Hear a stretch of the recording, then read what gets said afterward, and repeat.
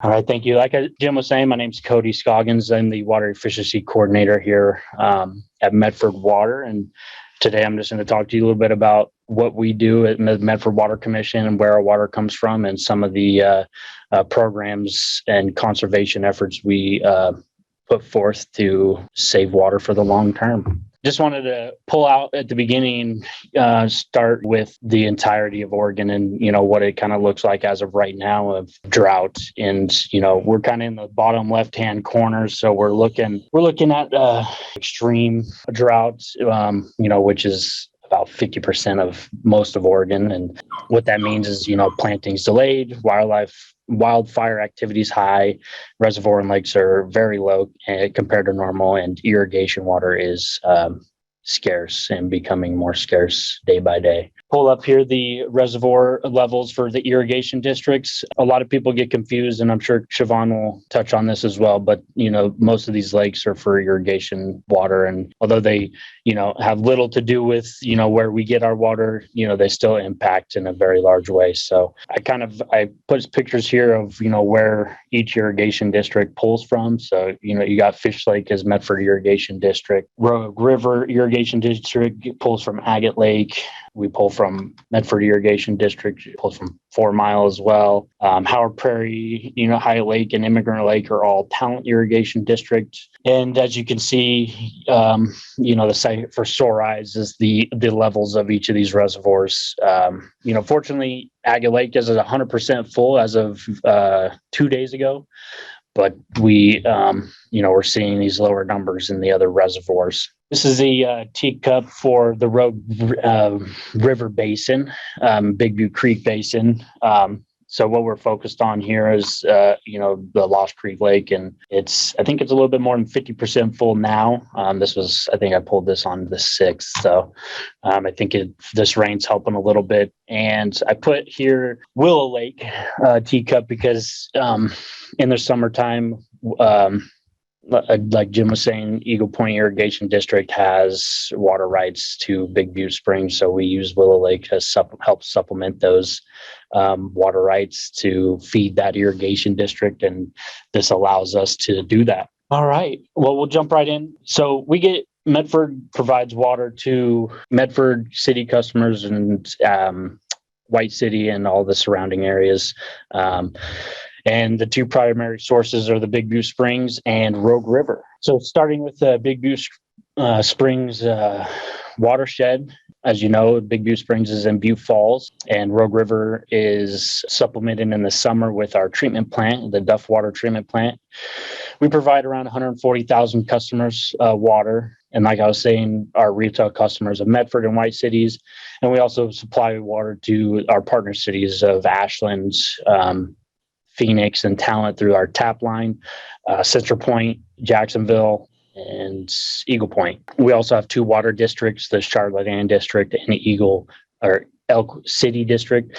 Charlotte Ann District's right by the bowling alley, South Pacific Highway, and Elk City is Central Point. Big Butte Springs is located about 26 miles northeast in Butte Falls. It's within the Cascade Mountains, and Mount McLaughlin is a big contributor to that area.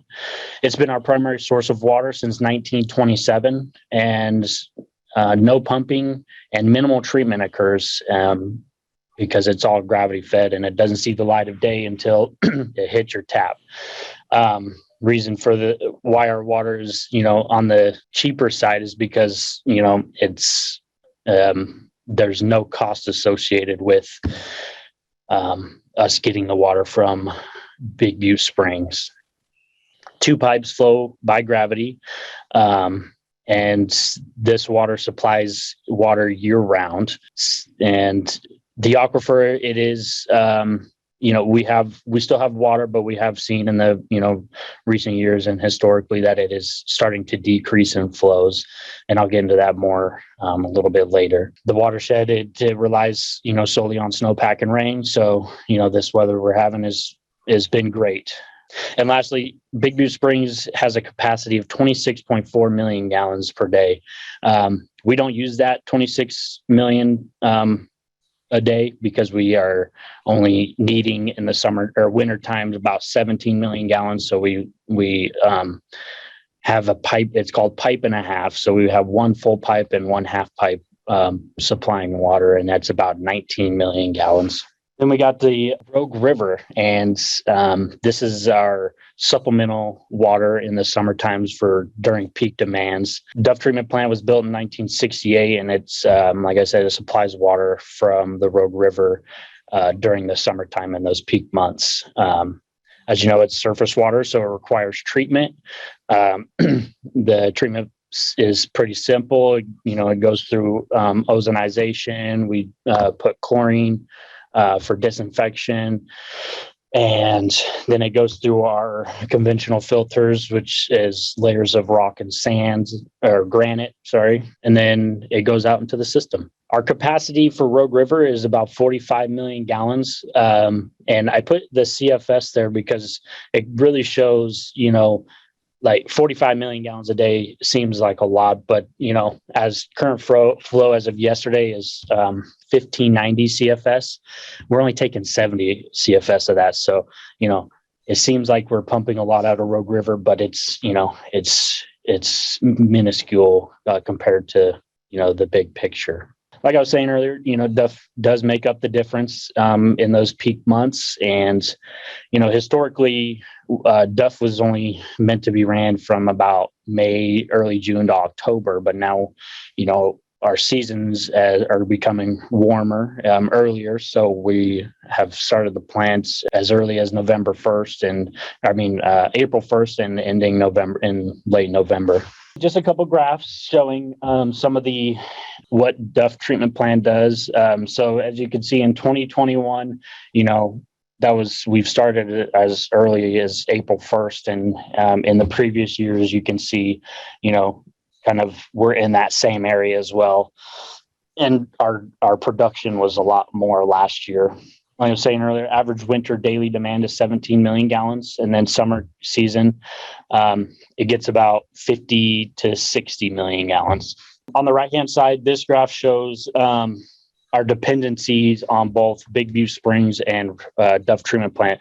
As you can see, we run Big View Springs year-round, and we still are very dependent on that. But and we don't have data from the last couple of years yet, but Duff is starting to become more dependent. We're starting to become more dependent on our treatment plant because of the earlier seasons and the demand that's coming with that.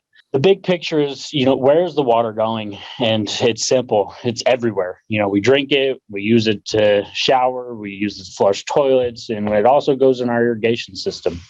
So how do we use the water? Like I said, most of it is irrigation around the home, and that's solely in the summer months.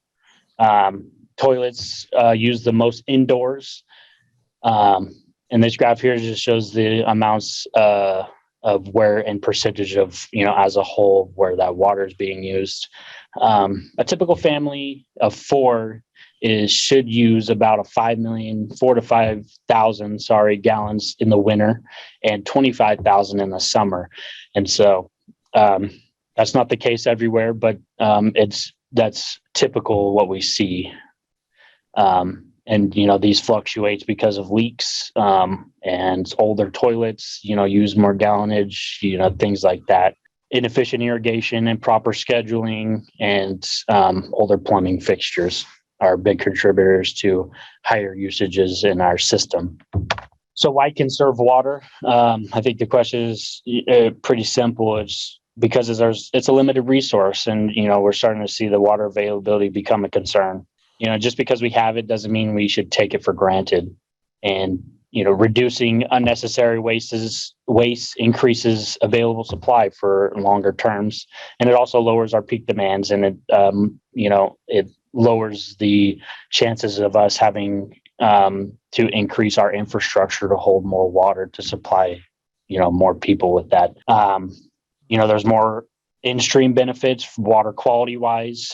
And it also reduces the carbon footprint because we're not treating and pumping and, heating as much as we have been. And it also reduces your use and it lowers your water bill, which is always great. Some ways to measure water use, the simplest ways is, read your water meter and your water bill. A couple of the pictures are our common meters out in our system. On the right-hand side in the bottom corner is our newest meter. It's the Census iPearl, and it's becoming more regular because we are being able to read that data more frequently than just monthly readings. You can also install flow meters. There's great companies out there. One specific is Flume.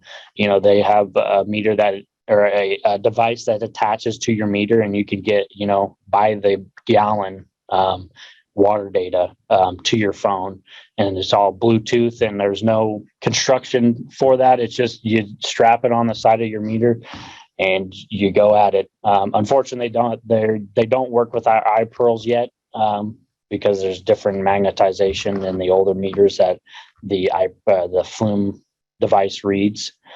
But we're getting there, and they're getting there. So also you could there's a lot of water footprint calculators out there that you can use to kind of gauge how much water you should be using in your system. And lastly, look at the stamps on your fixtures, and in the top right corner, there's most manufacturers put how many gallons per minute those fixtures are using. And Medford Water offers free shower heads and aerators, bathroom and kitchen sink aerators, and feel free to come down and get some of those to install, so you're using less water everywhere in your house. I put this up here because conservation and curtailment are, they're two big things, but what's the difference? Well, curtailment it's a short-term response to a water shortage. So taking shorter showers, watering landscape less. And a good instance, last year we had the chlorine shortage, and I'm sure a lot of people are aware. It was a nationwide shortage. And what happened was, one of our plants that produces the sodium hypochlorite we use for our treatment process, it affected everyone in the Pacific Northwest, especially. And so we had to go into curtailment, and we have that in our water management and conservation plan. There's 5 stages. The first stage is voluntary. Second stage is and third, it gets a little bit harsher in restriction wise.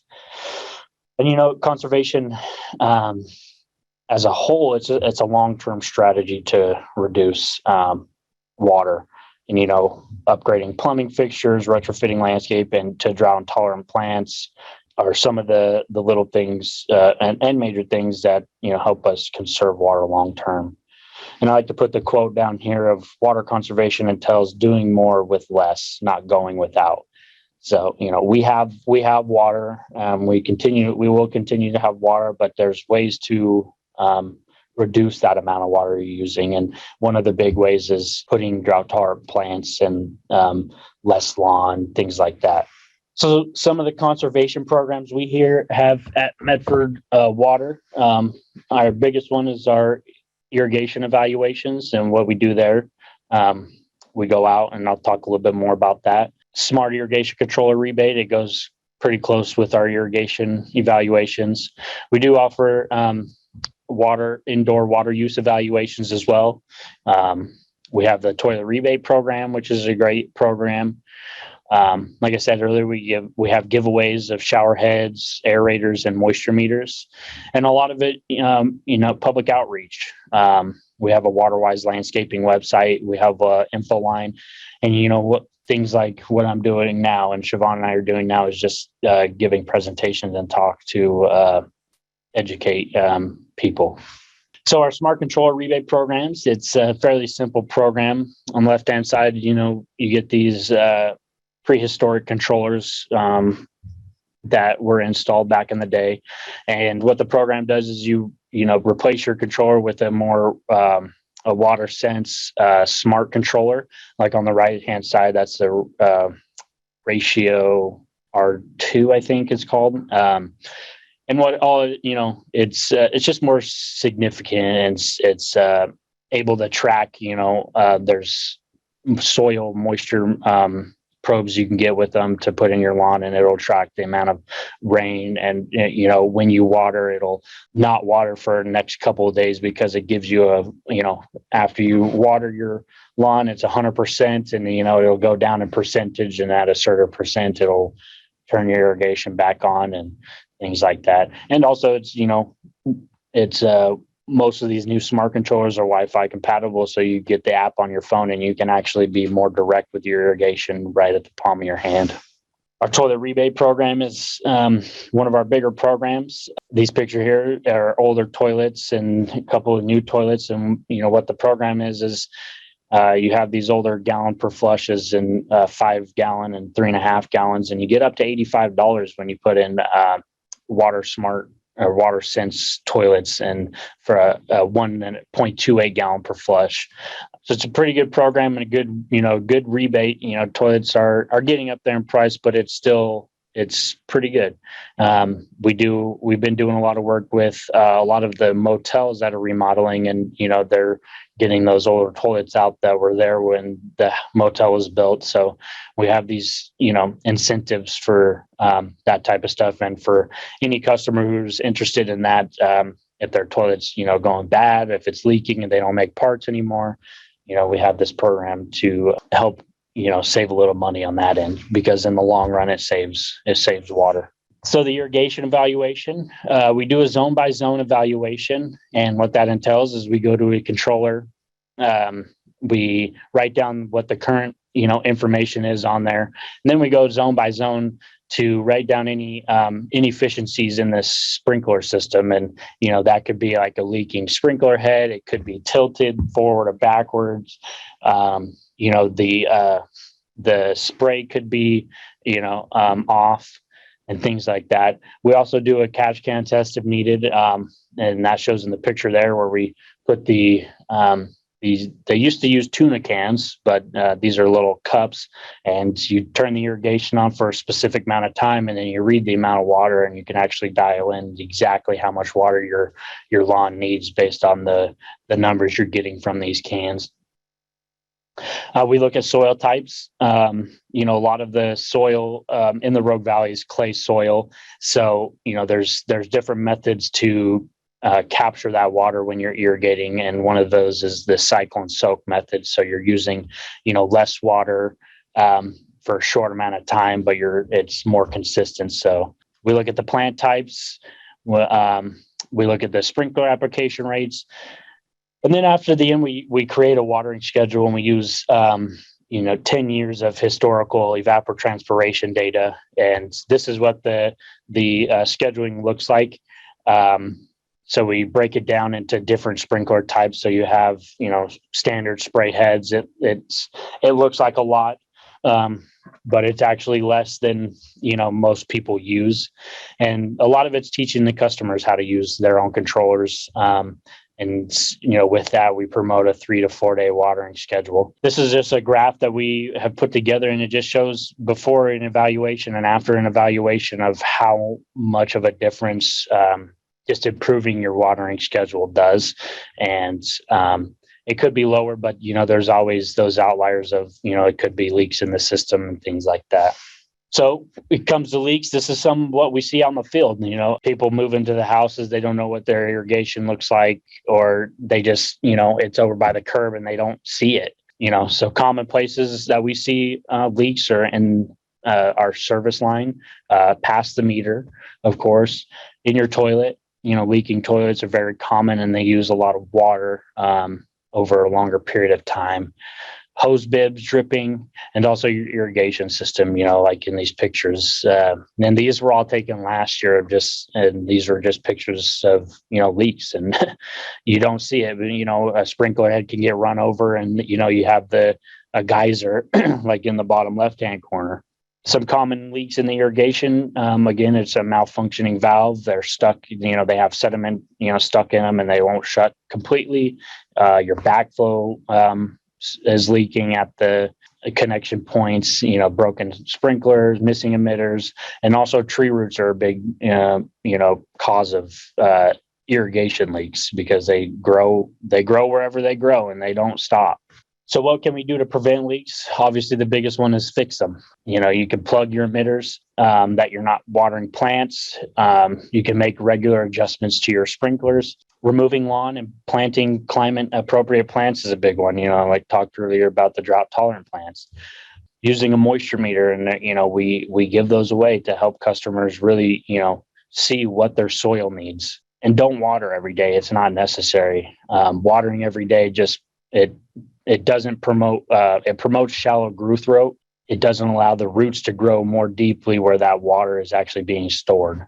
So therefore, you have to water every day because your soil your plants start to die out because they're not getting that water and they're dependent on that everyday watering. Another big one is lowering your pressure. Reading your meter, scheduling a sprinkler evaluation with us, using gray water for trees. You can amend soils, aerating and thatching, reducing or request free flow shower heads and aerators from us, and also replacing your old toilets. Minimizing water waste is a big one. Dry spots in the emitters. So adding another emitter instead of just running your sprinklers longer is very common we see. Removing lawn and plants and planting waterwise again, making regular adjustments, amending soils, and basically just doing actions to reduce the amount of water you're using in the summertime. All right, so this is it's a pretty good little representation of indoor fixture savings. So toilets 40, you could use up to 40 gallons per day. Washers 25, showers and aerators are both 30. And by getting these replaced with more efficient aerators or shower heads, more washer machines, you're saving about 45,000 gallons a year just upgrading to the newest and models for these types of things.